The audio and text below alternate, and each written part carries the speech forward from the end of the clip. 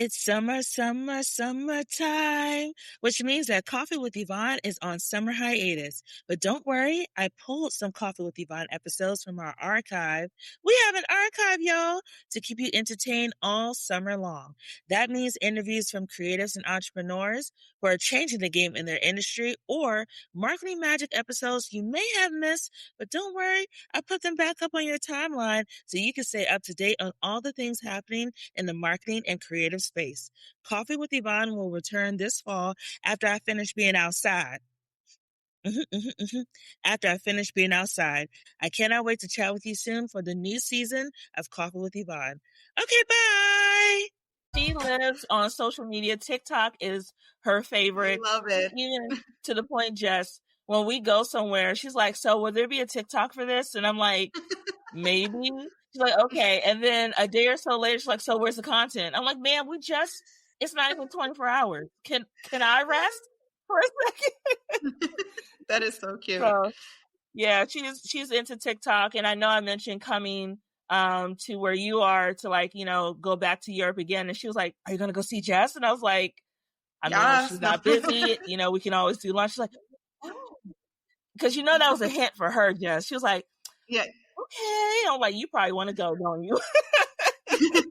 So for everyone who is joining the show, as I mentioned before in the intro, I have one of my OG creative friends, Jessica DeJesus, also lovingly known as Jess. She is someone I've known for, I have stopped counting, years. Like 10 years now. I knew her when I worked at, yes, it's been 10 years. Oh my God. Yeah. I remember, I don't know how we met, but I remember you did something with National Harbor. I think I pitched you to National Harbor to do a blog post. I remember coming to your book signing, meeting the little boo-boo when she was still in your belly, and then when you first gave birth to her. And now she's a whole world traveler, just growing up before our eyes. Oh, it's just insane how much she's so much like you, honestly. Like, she's adventurous, she's smart. It's just, to see a little Jess grow up on social, it's really lovely to see. But she's on my show today, and we're going to talk about places, from plate to places, the intersection of food and travel. Because who else can we have to talk about this but the OG herself, who has been cooking it up on the socials and content since before it became a thing for everyone else to do. So, to give you your credentials and to read your receipts, we're going to start with your bio. Jessica is a widely published travel, food, and media digital publisher, freelance journalist, and digital media strategist. She is the founder of The Dining Traveler, a multimedia digital platform covering food and travel, and the author of a coffee table book that I still have, The Dining Traveler's Guide to Puerto Rico. Yes, it's one of my favorite books. Thank you. Also find her writing publications such as AFAR, Business Insider, Travel and Leisure, amongst others. She was raised in Puerto Rico and began traveling as a young Marine over 25 years ago. As a digital strategist, she's worked with organizations such as Bunker Labs and the European Union. Follow her on Instagram, Facebook, Twitter, Pinterest, and YouTube at The Dining Traveler. And with that being said, welcome to Coffee with Yvonne, Jessica! Hello!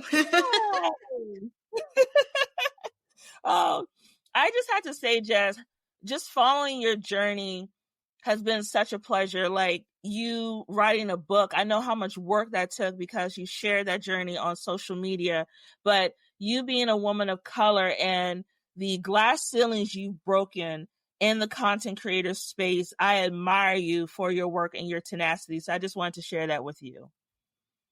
Thank you so much. And, I actually remember where we first met. You used to work for Montgomery County for the Tourism Board back in the day. And we did an event. We did a panel discussion. And I remember meeting you and I was like, this girl is going places in like the destination marketing world. I was like, I could see her being like, a CMO, I just loved your whole vibe. I was like, I have to be friends with her. And I remember you said that, and it's just so interesting because it's always stuck in my mind with everything that I do, how much of an impact those words have been for me in my career journey. Because as you know, Jess, careers aren't linear, right? They can go in so many different ways. And just knowing that people like you have always supported me has always made me want to think about my craft from not just an expertise level, but an impact level, essentially. Because what we do have impact, right? And sometimes we don't realize it, but, especially, like you said, being women of color and, and being in spaces that, even in the DC area where it's such a Black space, right? Like like when I think of DC, I think like, you know, is a Black Chocolate space, City. right? And Yeah. then, and then you also have like a big Latino community, mostly from, Central and South America. And then you go to a lot of these media spaces and the stories are not being told, by these people, from a food and, even like the visiting, I think it's slowly starting to change a bit more, but when we were coming up 10 years ago, that was not the case. Like, a lot of times we were like the handful of women of color, like, representing the city and, and representing, just the craft of food and travel. So, and doing events like in DC, we did women of color travel and these things. And now I see like a lot of other younger women, doing that. And I feel like there's a bigger inventory, of these creators. And it makes me feel so good to see, folks out there and getting their dues, right? Like whether it's traditional media or their digital platforms. Yes, and you're exactly right. And as someone who has traveled around the globe, sharing your travels on your blog, The Dining Traveler, and on social, I just want to know for those who are watching and listening, how do you approach finding authentic food experiences while traveling? The beauty of social media and being able to connect with different people as I'm getting ready to travel. Like, for example, I follow a few people. I was going to Sicily. I'm working in the Fooders travel guide to Sicily in one of the chapters, and yes, and I started following some people from my previous trip to Sicily, and I reached out to them, and I was like, "Hey, I'm working on this guide," and they're like, "Oh, I know somebody. I'm going to connect you with so and so. Email so and so." Text so and so. So, even using Google Translate and trying to text in Italian. So I try to do those connections on social media.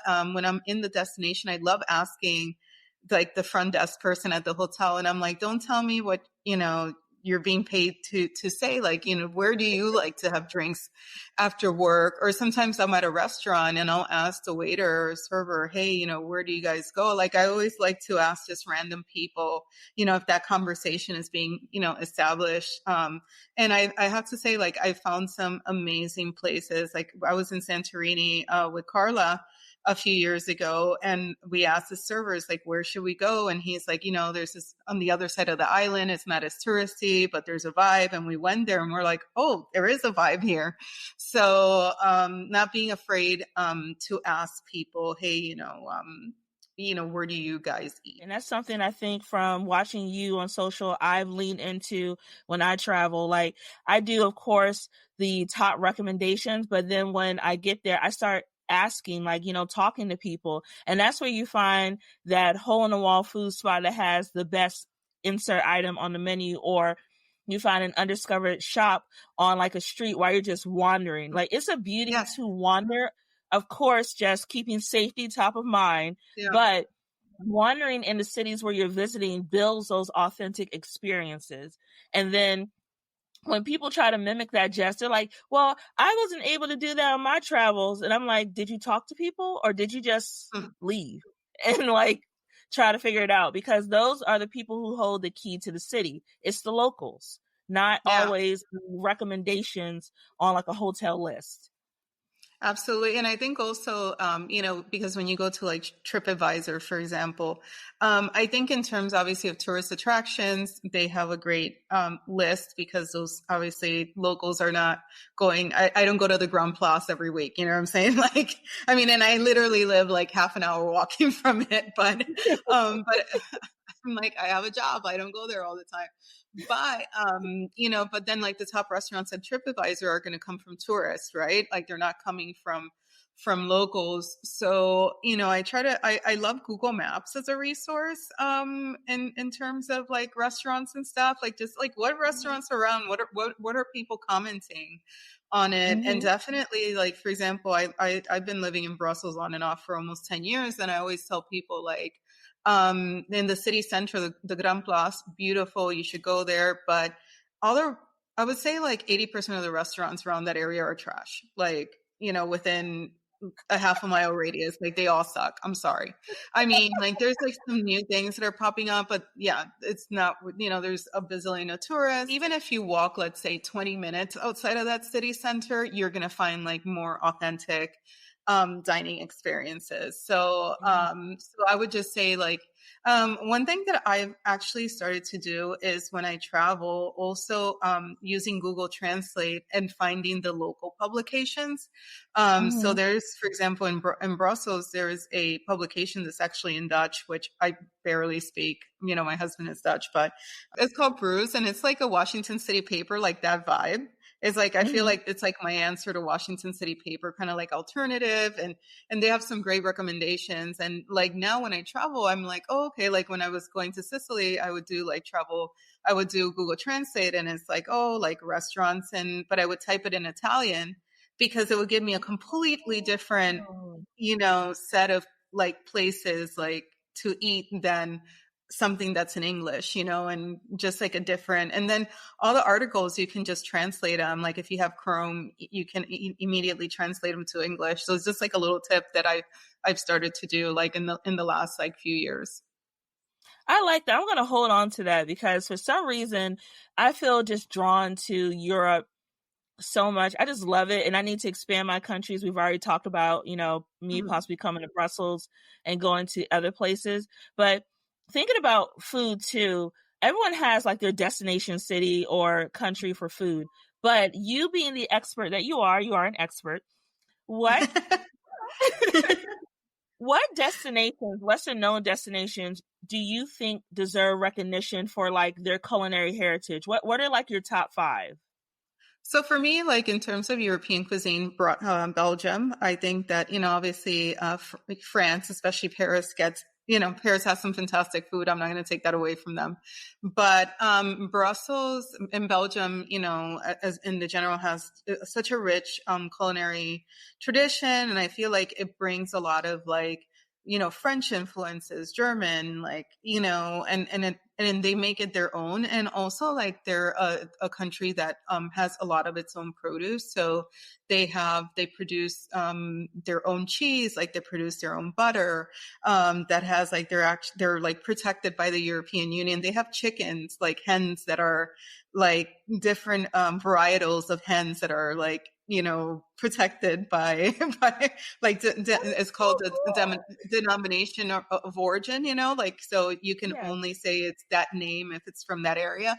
And a lot of people don't know that, obviously the beers, the chocolates and things like that.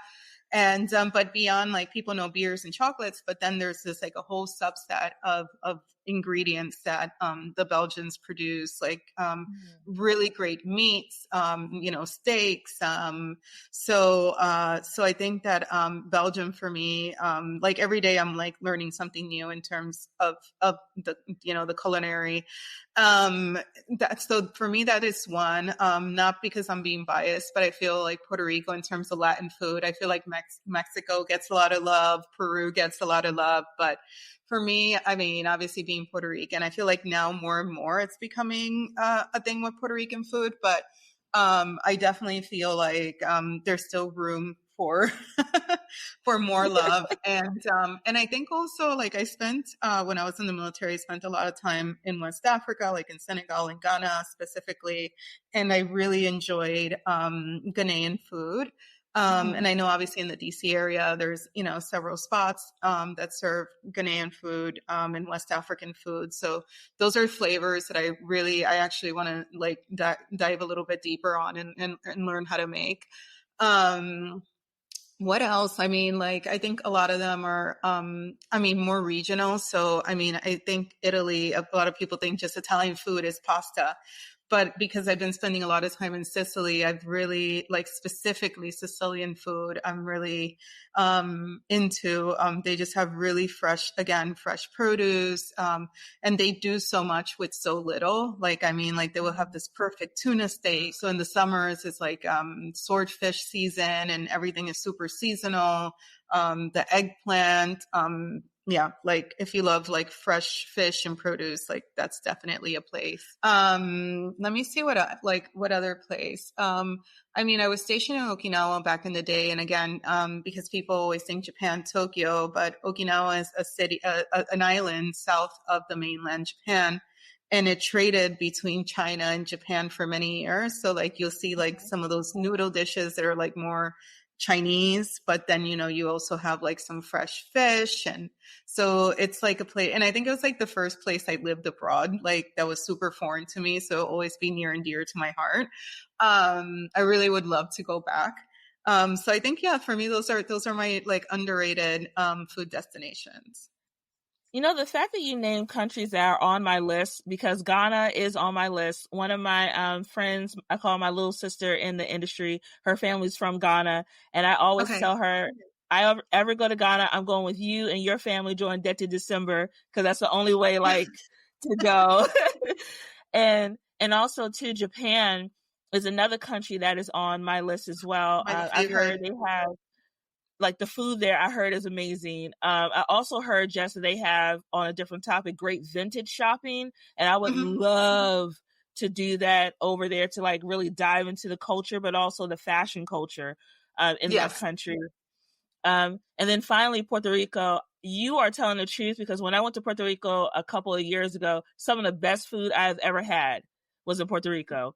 And it was just it was so fresh. Like, I love plantains. Like, that is one of my favorite things to eat. I love plantains, and I love a good fried fish whole. Like, I'm one of those people, I would eat the whole thing. Yeah. That is. And so when we got there, they expected me, well, two things, Jess. One, they took a look at me. They were trying to figure out, she speaks and understands pretty well. Is she a cousin? So I was like, no, don't get excited. I'm American. And, you know, and we're so diverse that it's like, you know, you can see somebody that is, you know, either like blonde, blue eyes, or somebody that's super dark. And you're just like, aren't, you know what I'm saying? Like, you know, and I think that this also applies to the rest of the Caribbean too. But I feel like, you know, for us, like our food is, I just did a Puerto Rican cooking class here for a Spanish class. And I was telling them, I was like, you know, our food is our history in a plate, you know, like when you think of the way that an unfortunate history, obviously, with the colonization from the Spaniards that brought, you know, the enslaved Africans, and then, you know, the genocide with the indigenous people. But at the end of the day, like like out of such horror, something beautiful happened, you know, in terms of our culture and our food, and, you know, like the plantains coming from Africa. And that's such a big part of our meal. Or, you know, the indigenous food, you know, that is yuca, which made its way to Africa. And now it's like it's a way that it feeds all of West Africa, just because it's such a crop that it's, you know, it's so abundant. So out of something horrid, you know, something also like, you know, our is a history that you can really taste. I just love when I was in Puerto Rico, and it's actually on my list to go back to Puerto Rico and do more of the island and stay longer. But I just love how welcoming the culture was. I love how the food, like you said, it is just so ingrained in who the people of Puerto Rico are on the island. And it's just that welcoming feel. Like, you feel like you're family the moment you sit down at a restaurant. You know, you're sitting out there, and I know some Americans, mainland Americans, because Puerto Ricans are Americans. Let's clear that up. Some mainland Americans struggle when they go to Puerto Rico. They struggle with the fact that, yes, it is part of the U.S. culture, but the Puerto Rican people speak their language. They speak Spanish, right? So when you're there, you know, you are immersed in Spanish-speaking culture. And for some people, they don't know how to handle that.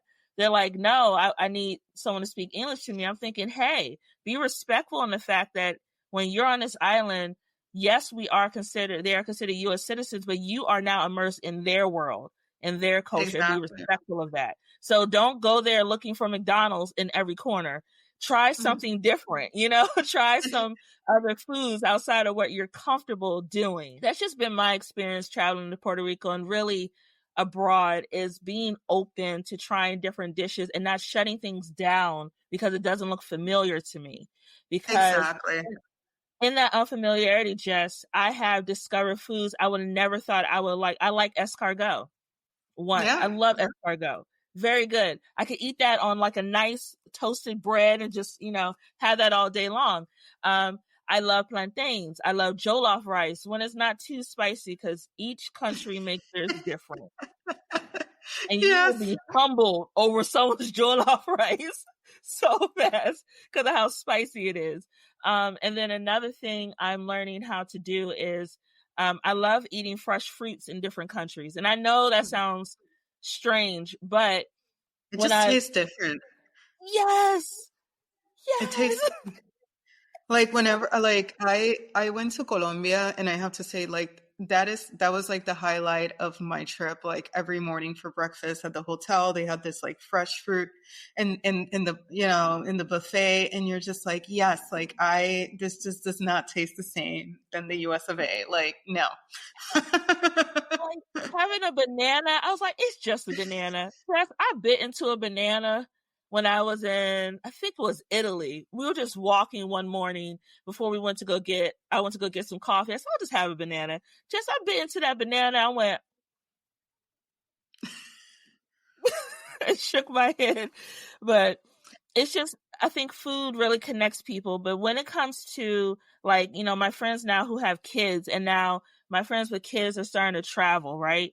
And for them, sometimes it's a struggle to get your kids to try different foods, because some of my internet nieces and nephews are in their dino nuggets phase, and they're not trying to eat anything different. For parents traveling with children, what are your recommendations for getting them to learn about local food culture during their travels, especially you being a mom of a world traveling young adult in training? I think that for us, like, we started when when she was just like a baby, introducing different flavors. Like, for example, like I would make a lot of, her baby food, but I would do like put a little bit of adobo in her, like, little potatoes, or or she loved it's so funny because when she was like really little, she loved shrimp, and she like does not like shrimp now, but for example, but she loves broccoli. Like she loves any like green vegetable, like broccoli, green, but like today, like, I made a fried rice and it had like, bell peppers. It's like, I don't like the bell peppers, but then she ate the cabbage that was in it, and you're just like, okay, whatever. But I think that, at least eat 80% of it. And I think, one, like not putting that pressure on kids, but, continuing to expose them. And I think that if you're a picky eater, your kid's also going to be a picky eater, because some parents complain, oh, my kid. And then and I'm like, but I see you eat and you're not like that much better than your child. So, and also we do eat at home a lot. So we cook, whenever, so my tagline on TikTok is I cook to afford my trips. And, because, eating out is expensive, and yeah, especially back in the States, like now, like the few times I've been back, I'm like, like the tip is the price of a meal. Like, come on. Yes. So I think that she grows up seeing, because Martin, my husband, also loves to cook. So she sees both of us cooking, and then we try to also have a conversation about food. So for example, today we were eating like Peruvian style fried rice, and we're like, oh, like this recipe comes from Peru, or like we'll eat something else. It's like, oh, like that, like a curry, like that comes from India. So we just try to like also factor like a conversation there. Or she loves Colombian empanadas. There's like a little Colombian store where I get like all my Caribbean ingredients, and they have these delicious Colombian empanadas, and my daughter loves them. And I'm like, oh, when you were a baby, you went to Colombia. It was like the first place, in South America and only place in South America that you've been to. So it's just like working in those little stories and making it interesting, because I think that kids are super curious, right? And if you engage them, like, and they start talking and they start asking questions, and I think that that's the main thing in terms of, people that, and maybe, I mean, I only have one child. I bet if I would have had a second kid, they would have hated everything I made for now. You know how it is. Like, you meet two people and you're, I mean, because I think you're an only child as well, right, Yeah, Yvonne? on my mom's side, yeah. But for example, my husband and my brother-in-law, like, he is my husband will eat anything in front of him. Like, he, that's like one of the reasons I fell in love with him. Like, this man will try anything once. Whereas his brother is like, a chicken and rice type of dude. Like, that is, so you just, yeah, like, so you just don't know. But I think that the main thing is exposure, right?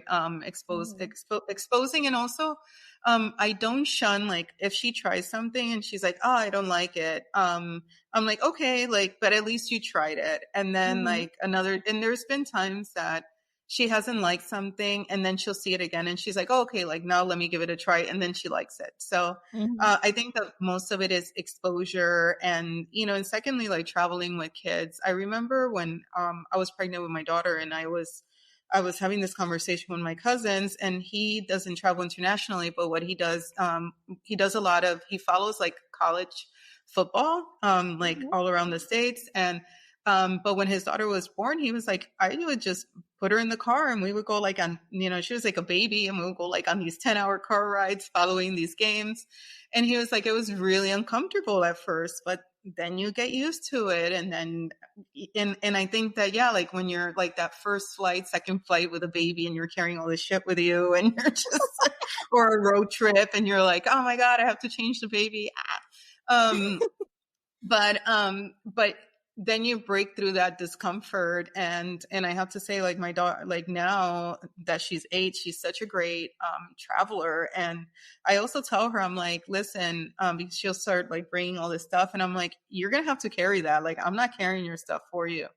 So so now she's like very mindful of what she packs. Like, she's like, okay, I have like one suitcase. Like, I know that my mom, I was like, I have my suitcase. Like, I was like, in the Marines, we taught us you only pack what you could carry. Okay. So, So learn, kid. I love that you mentioned about introducing them to, different foods and giving them the space to say that they don't like something, but if they want to revisit it, that's okay too. And one thing I noticed when you were pregnant with your daughter, you traveled up until the time that you could not travel anymore when you were pregnant, which to me, that was some revolutionary shit, Jess, because I was like, she's still on a plane and she's expecting can she do that?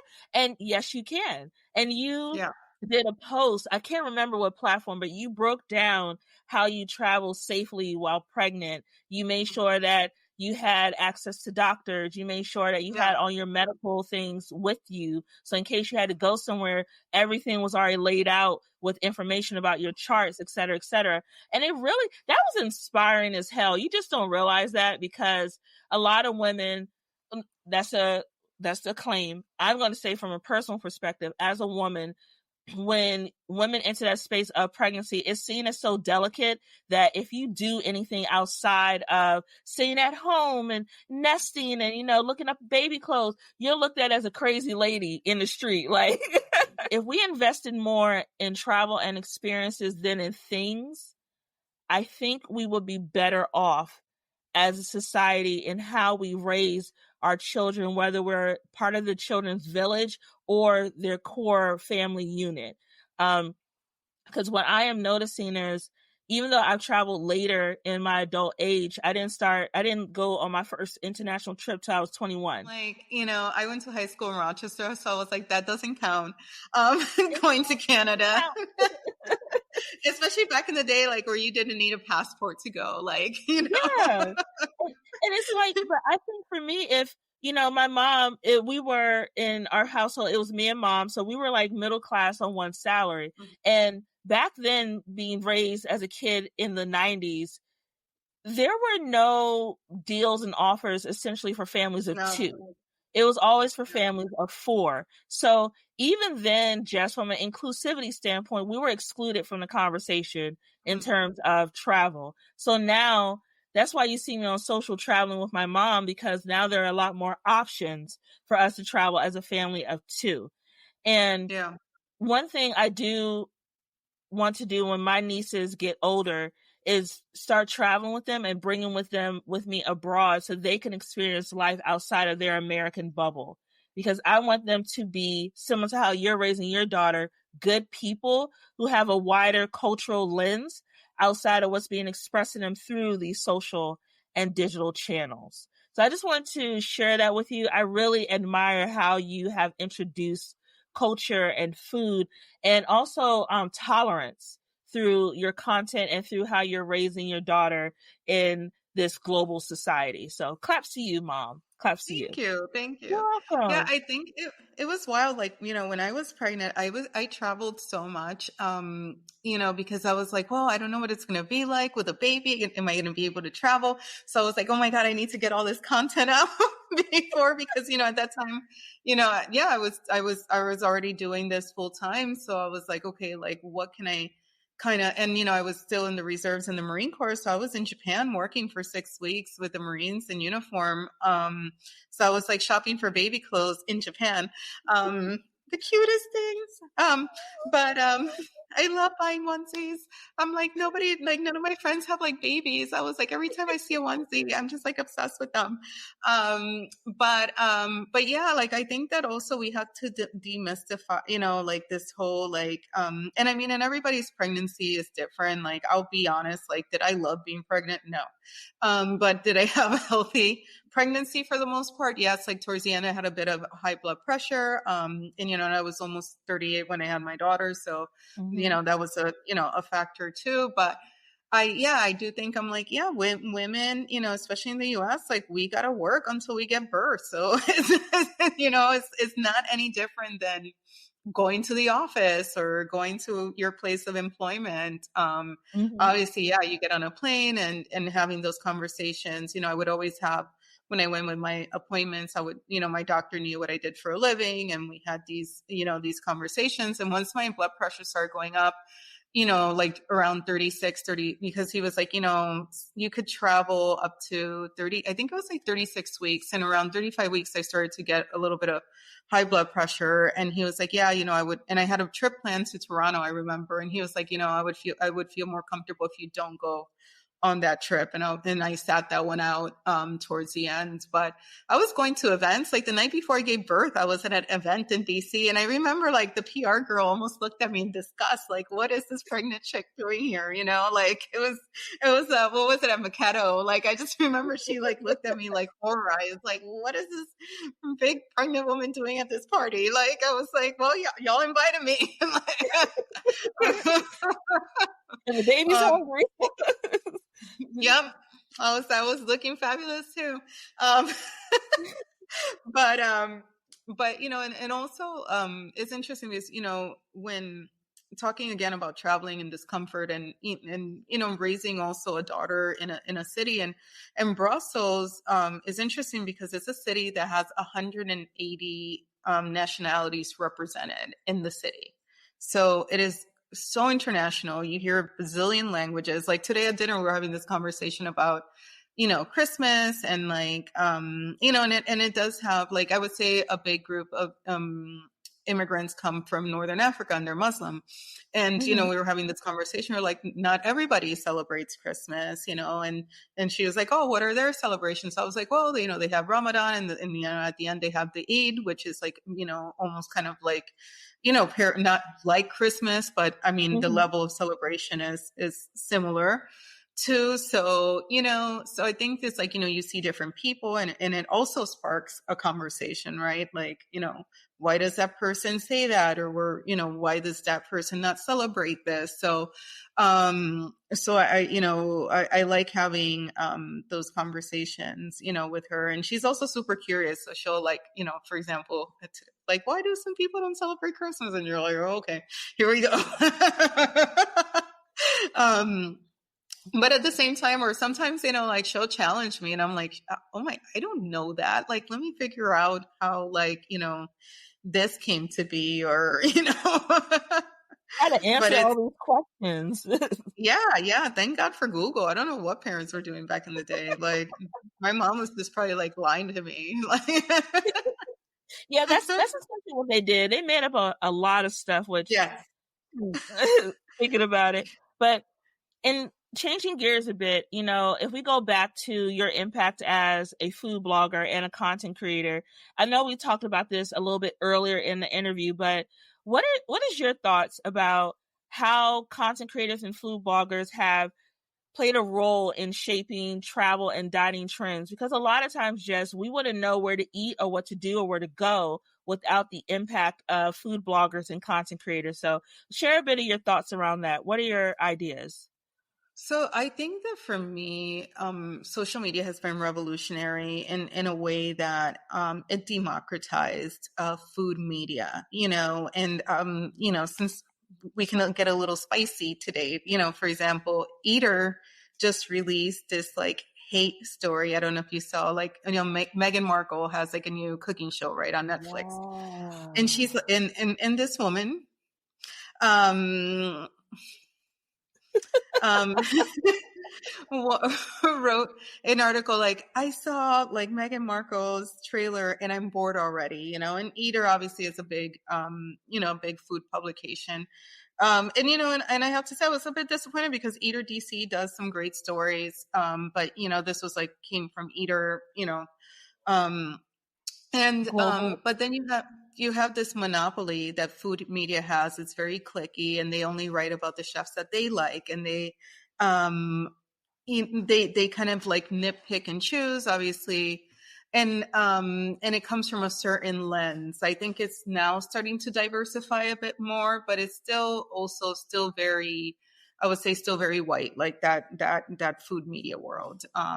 And what I think that content creation has done is, people, you can pick who you want to follow, right? Like, I mean, people like my stuff. Some people don't like my stuff, so they don't follow me or they're not interested. Same for me. Like, there's some creators that I follow and I love their stuff. And I feel like, oh, that person is recommending this. Like, I can, I'll take her word for it, or I'll take their word, his word for it, or whatever. So I think that it's really opened, and what experiences, right? Like, what makes, an experience. And for me, like, in terms of like, from a business perspective, I can compete with like the big, like, let's say I write a review of 10 things to do in New York City, like that is going to be like in page 100 of Google. So from a business perspective, and also from my own interest, like, one of the things that I've been starting to do is writing about smaller destinations. Like, I wrote an article about Kobe, Japan, that's like almost 10 years old, and that still gets hits on my website because, everybody's, yeah. And I love Kobe. Like, we had an amazing time there. But because everybody talks about Tokyo or Kyoto, but nobody is writing about, Kobe, or even Belgium and Brussels. North is an amazing city called Antwerp. And I did it, like, actually one of my friends wrote a food guide that's like, I need to update it because it's all, but that still gets hits on the site. So, from a personal and business perspective, I think that being your own publisher, you kind of get to choose, you get to choose what you want to write about. And if you have an audience, I've been very fortunate that, super excited because, I've been blogging for 15 years, but Dining Traveler, like, as the Dining Traveler, this is our 10th year. So, Yeah. And I just had like that, you know, when you're like on the grind and you're not really thinking of things. And then, I think it was like the day before yesterday, I was like, holy shit, like we've been around for 10 years, like as the dining traveler. You see a lot of people come and go, but, you know, and you also evolve. And I think that for me, like what I find right now in the food world, very interesting, and I also see this in Belgium quite a bit, is the effect that immigrants have in the food landscape. And I think that that doesn't really get talked about as much, you know, like, I mean, in DC, you have, you know, immigrants from Latin America, from Africa, from, you know, like the El big Ethiopian Salvador. yeah, like the big Ethiopian community, you have people from Asia, like, and that is what makes that food culture rich. And same thing, you know, here in Belgium is, you know, yes, you know, and also you have other Europeans, like you can get some great Italian food here, some great Greek food. That's something that for me this year, I want to interview more immigrant chefs and business owners, and talk about their contribution to the local food landscape.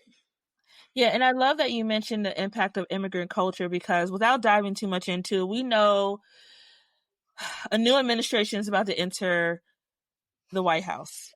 And we're not going to bring down the vibe of this interview, but we know a lot of the policies that they're trying to push forward are going to impact immigrants in this country. And also, people don't realize the U.S. is a world stage, right? A lot of people, when they see what we're doing here in the U.S., it is emulated in other countries in Yes. terms of what they choose to do. So I think people forget they watch our elections strategically to see how we're going to move.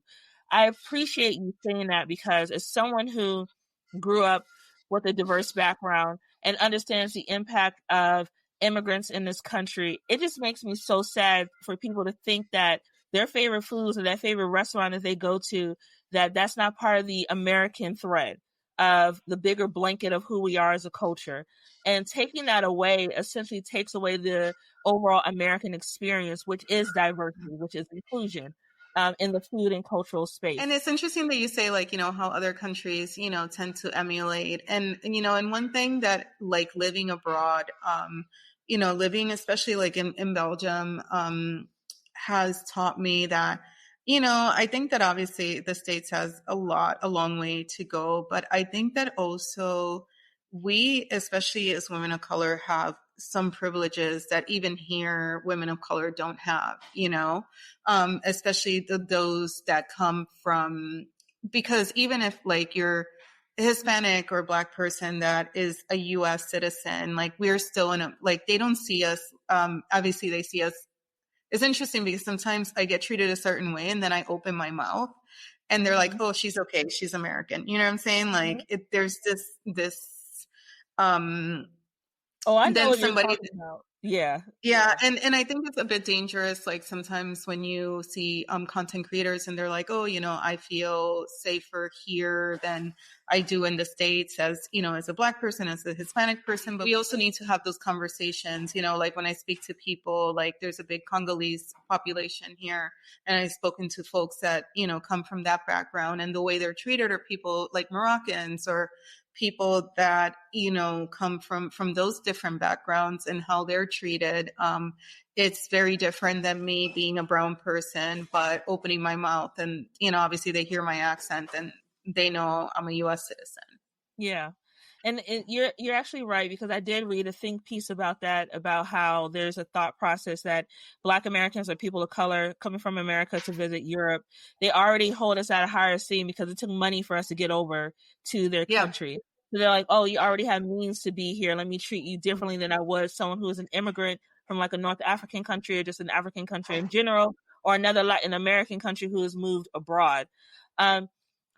Moving things ahead, though, I know when you're working as a foodie and a content creator, we need a new title for that, Jess, because I don't feel like that explains what you do enough. I do use a food and travel publisher, you know, like that's what I've been using lately, like, you know, food and travel content publisher, you know.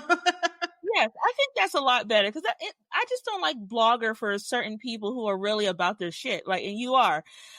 Thank you. But You're And I welcome. have to say, and not to toot our own horn, but, because I think that blogs come from a place, a lot of it is, personal opinion and, and I say we because it's me, but, there's an amazing writer that's based in DC, Priya, that writes for me, and she does the DC angle and she's, comes from an Indian American background and, but we interview people, we research, even when she sends me articles and I know she knows because, she's also written for City Paper. She writes for Northern Virginia Magazine, but I still fact check, make sure that, what we put out there is factual. And also that the stuff that we're putting out there is stuff that we've experienced. And that's what I tell people, that's kind of our unique, value perspective or, is that we, these are experiences that we write from a firsthand experience. It's not like, oh, I heard it from so-and-so or whoever. So that for me, that is, the differentiation factor, obviously I can't compete with a FAR or Travel and Leisure, because they have staffs of people, You but, don't have to. You're Jess. yes, but you know what I'm saying, as a publisher, but then, sometimes I see some of the stuff, for example, we can use that article that just came out of Eater as an example of, as a publisher, should you be doing those kind of articles? And I even have it on my about page on my website. It's that everything might look like rainbows and unicorns on my website, but you're a publisher too. It takes hours to create a piece of content, even writing a simple blog post will take me probably 4 to 5 hours, SEO, optimization, fact checking, grammar, editing, copy editing. So I'm am I going to spend that much time just to talk shit about somebody? I just don't have the time. No. When I can talk about a chef that is doing some amazing things or a hotel owner that, is risking everything to put out a beautiful property, that's what I can use my 5 hours instead of using it to trash somebody. Mm-hmm.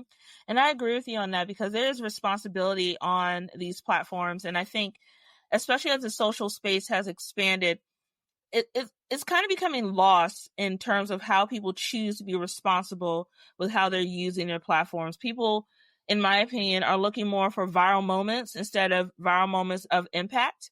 They're looking to start discourse instead of real conversations. And then you have people like me and you who are being thoughtful about what we're putting out there and understanding that every time we speak or choose to share our opinion, no matter how large or small the views for the video are, people are still seeing that content, right? And that will still have an impact on what people take away from that topic or that subject, and more importantly, how they view us as individuals on these content platforms. And I love that you say, because I just posted something on LinkedIn today about yesterday I was at one of my friends from grad school. He invited me over for dinner. He was just telling us hey, I wanted to do this alumni event and only 8 people signed up, so I canceled it. And he had a speaker lined up, and the speaker was pissed off at him. I was like, yes, I would have been pissed off at you too, but but I told him, I was like, but those 8 people were probably looking forward to, to that event. They probably could have taken something. He just wanted to do it to kind of network. But the way I see it, even in social media, some people are like, oh, only 100 people saw this, but I'm like, you never know who's watching. So I don't know if you know Kaylani. She's based in Philly. She's the editor of the food editor of Philly Magazine. But she's also also an OG like us, and she started this YouTube channel talking about weird food history stuff. She's kind of a bit food nerd, and she's and then somebody reached out to her, and then she got a show on their local PBS station, talking about food history. And it was literally a producer reached out to her based on her YouTube channel. And it wasn't she had thousands of subscribers. I guess somebody was searching for this. there was a show called Check Please. And I remember somebody found me through YouTube. And this is not even when I was like pushing a lot of videos out. And they called me I didn't get the job, but they called me for an interview. I ended up being, brought in as a guest, got some TV time out of it. So you just never know who's watching. And I think that for me, like I always tell people, one of my friends, George Torres, like he's like an OG, like Puerto Rican blogger. Like he's like had his blog, like what was mijente.com, and then there was other Black Space. Was it Black Space? Yeah, What I'm talking Black about. Planet? Black Planet. Yes. Yeah. And then the Hispanic version was like mijente.com. But it was always kind of like, because there's like a lot of New York people I find like in that website. But he's like one of the OG guys, but he still does like a lot of social strategy. And he was like, a lot of people want 100,000 followers, but they're not taking care of their 100 followers. And I think that is, so important when you're like, when I think of like Dining Traveler and what I want to do, and of course, like, obviously the bigger the reach, the more money you're going to make. Like, I mean, this is also a business. I'm not doing this for fun. I have to feed my family with this. But at the same time, it's like, okay, like, can I have an impact with 15,000 followers? Absolutely. Can I show this body of work to an editor, and write for a big publication based on, this body of work that I've created? And a lot of the opportunities that I have now were because I self-published, because nobody was giving me these jobs. Like nobody was hiring a Puerto Rican girl from upstate New York to write stories about food and travel because, what does she know? So it wasn't until I started publishing my own stories and pitching to people and being like, hey, these are my links. Then I did self-published my book that I basically spent my life savings on, to publish and make it come to life. So, I just think that, we have to think when you're creating content, when you're creating, stories, like why are you doing this? And I always tell people, like, what is your why? Like if you're trying, and even like if you're chasing that viral moment, like, what are you going to get out of it? You're also going to get a lot of trolls. You're also going to get a lot of negative, energy, or like the bigger the platform is, like the more of, not everybody is going to be on your same page. So these are all like factors that folks have to consider, in terms of, where do you want to be? And for me this year, I know that I want to kind of go back to my roots that I had in DC of like building community and doing in person. Like I'm an in-person person. Like it's interesting because sometimes like I'll follow somebody online and I love their personality online, and then I meet them in person and they're like super awkward. Has that ever happened to you? Yes, it has. And then you're like, hey girl, like, and they're like, like who is this crazy woman? Like, but I'm like, you're so outgoing online. In my head, I'm saying that. And for me, I feel like I'm a bit more reserved online, but then in person, I'm, like I'm an in-person person, and so for me, like that is one of the directions that I want to do more of this year. Is like more. I started a supper club in Brussels, building more community, cooking classes, panel discussions. I think I probably did the first like Hispanic Heritage Month event in Brussels, period, like earlier this last Hispanic Heritage Month. And I had so many people coming up to me. It's like, oh, it's so refreshing, to have these conversations. So again, it's going back to, what is, your why, like, and obviously I'm making business decisions that align to that. Mm-hmm. And you mentioned about pitching, and as someone who I've written many a cold email pitching myself to different brands, have you found success in cold pitching, Jess, or is it better to focus on, networking and referrals? I think both, to be honest, because sometimes I'm shocked of the stuff that I gotten from cold pitching. I kid you not. Like, I'm like, what? Like, okay, let's, because you're not expecting like that somebody would even reply to you, and you're like, oh, okay. Like, thank you.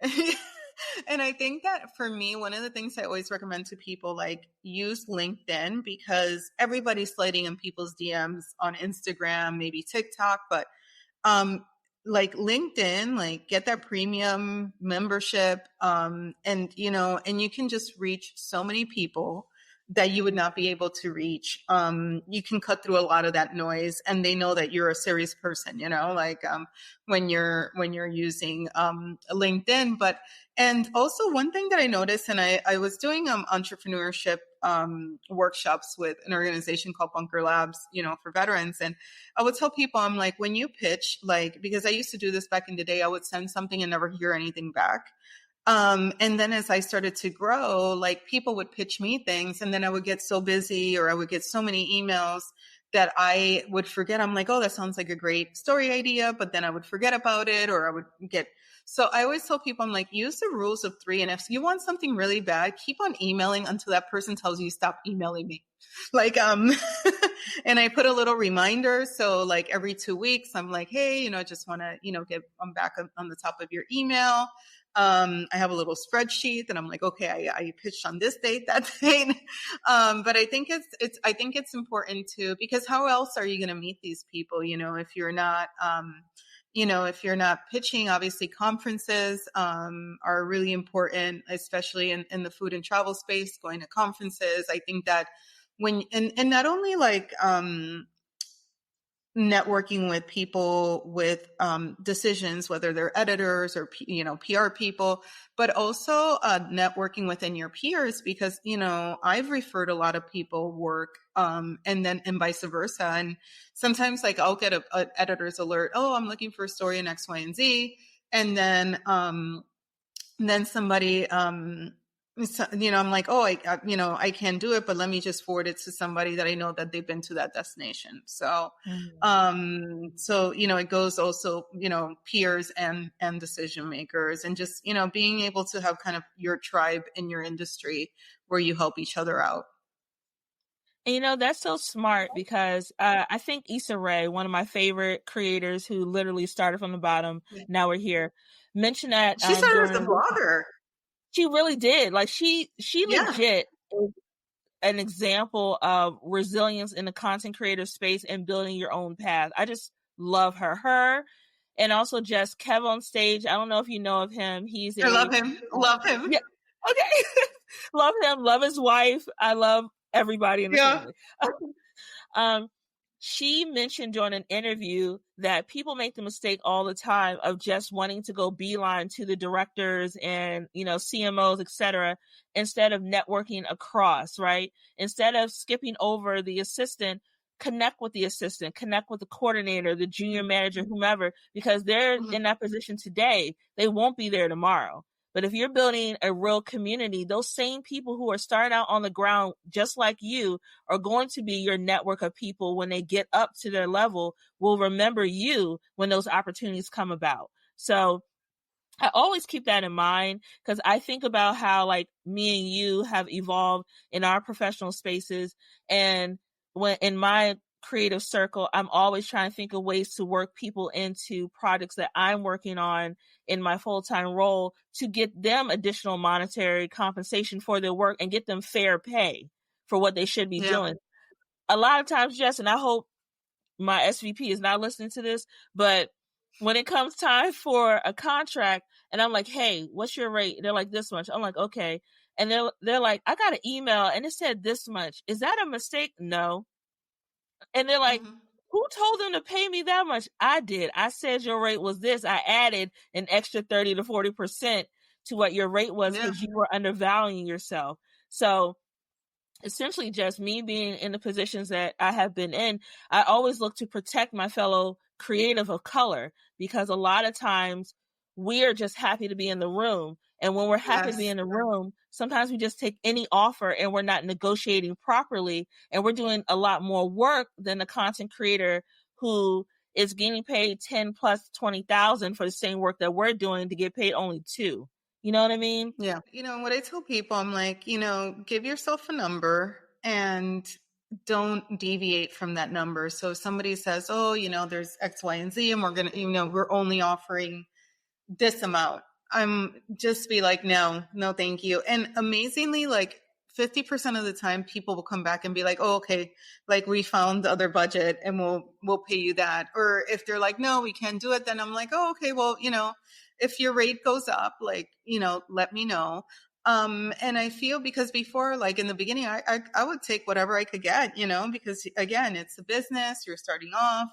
But I also make space, for some pro bono work. And amazingly, it has led me to paid opportunities. Obviously, I call it kind of like, how people like tithe in church. Like that's my version of it. Like from a, maybe I'll do a speaking engagement for free for for an organization that lines up with my values, or I'll do, I don't know, a workshop, or I'll do like a post for, a company that I already believe in. Like, I'm not going to do it for a big corporate, but like, let's say, I know somebody that owns a restaurant and they're like, hey, can you really help me out with this?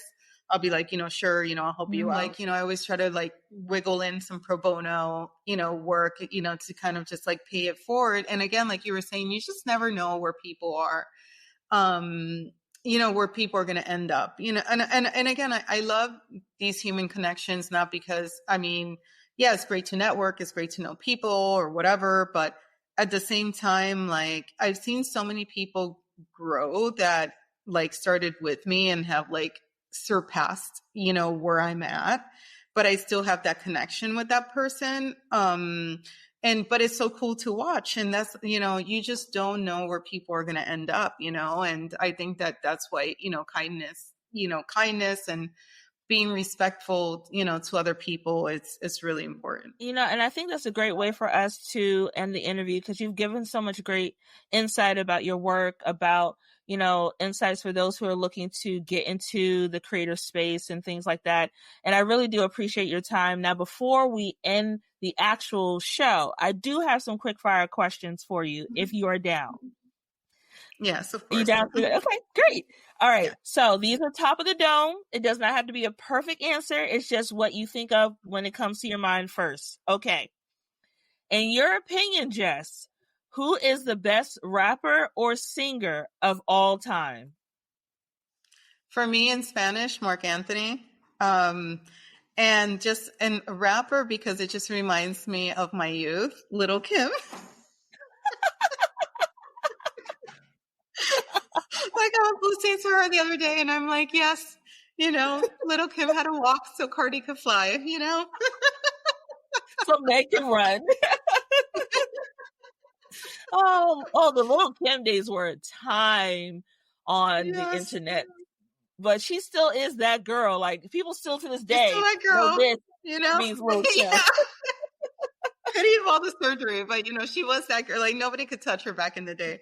No one could touch her at all. Okay, so another question. You just discovered you have magic powers. What powers do you have?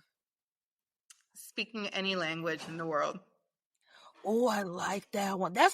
You know what, Jess? That is the best answer I have heard. Finally, Jess, if you were a coffee, what kind of coffee would you be?